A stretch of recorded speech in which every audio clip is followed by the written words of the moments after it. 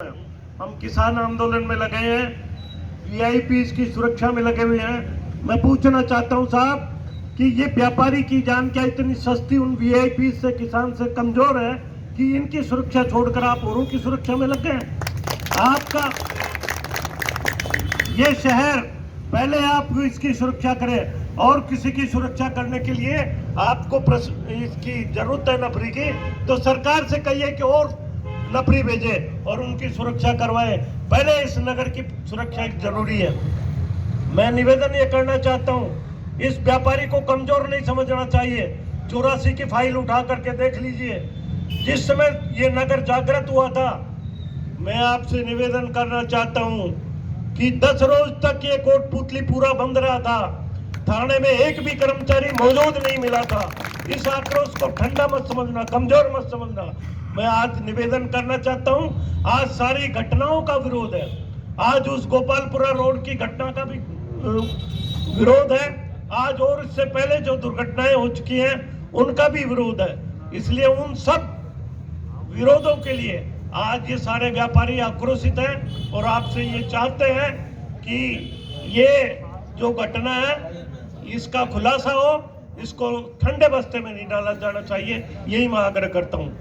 सम्मानीय इंचार्ज साहब, additional SP साहब। व्यापारी एकता जिंदाबाद, व्यापारी एकता जिंदाबाद।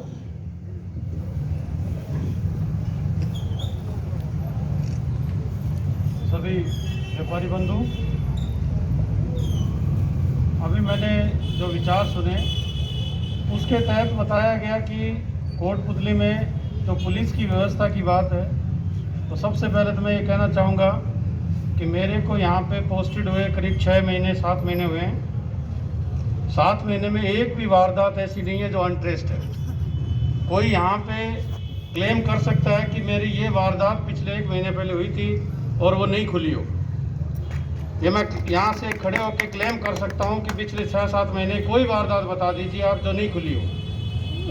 जहाँ पे पुलिस की बात है, यहाँ जो SHO लगे हुए हैं, CO लगे हुए हैं, बड़े कर्मठ और ईमानदार अधिकारी हैं।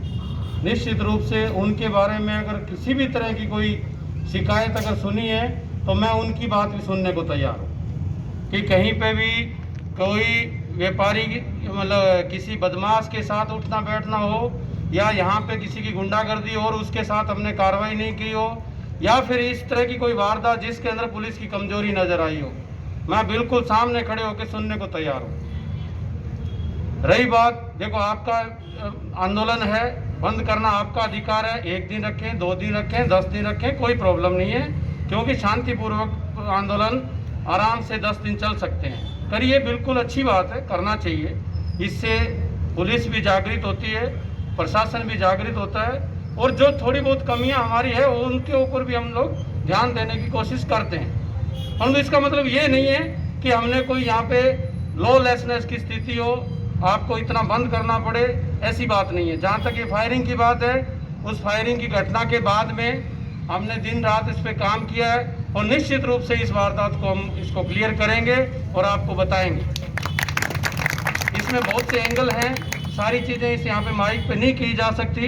इसमें कई एंगल हैं, कुछ एंगल ऐसे हैं जिनको यहाँ पे सार्वजनिक तौर पे भी बताया नहीं जा सकता। सारी चीज़ें जब क्लियर हो जाएगी, कोई चीज़ सेंसिटिव होती है। आज पुलिस, मैं एक अधिकारी के तौर पे यहाँ पे कुछ भी बात करूँगा उसका मतलब निकलेगा, तो सारी चीज़ें क्लियर होने के बाद यहाँ पे अनाउंसमेंट हो तो ज़्यादा ठीक रहे, क्योंकि आधी अधूरी बात यहाँ कर दें और उसका आप लोग क्या मतलब निकाल लो और उसके बाद में क्या गड़बड़ हो जाए, तो निश्चित रूप से हम ये कह सकते हैं कि इस फायरिंग के अंदर हमारा सही एंगल पे काम चल रहा है। और हमारे SHO CO वो भी यहाँ आ सकते थे, परंतु उनको इसी काम में लगा रखा है।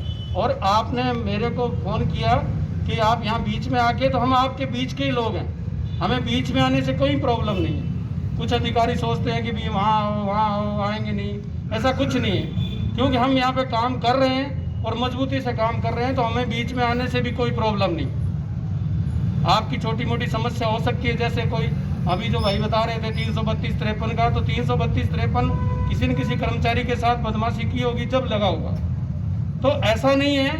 इतनी सार्वजनिक तौर पे बातें कहनी है तो आपको मेरे ऑफिस में, जैसे कल बता रहे हैं कि यहाँ पे पुलिस नहीं मिली, वीआईपी सुरक्षा में लगे हुए थे, ऐसा कुछ नहीं है।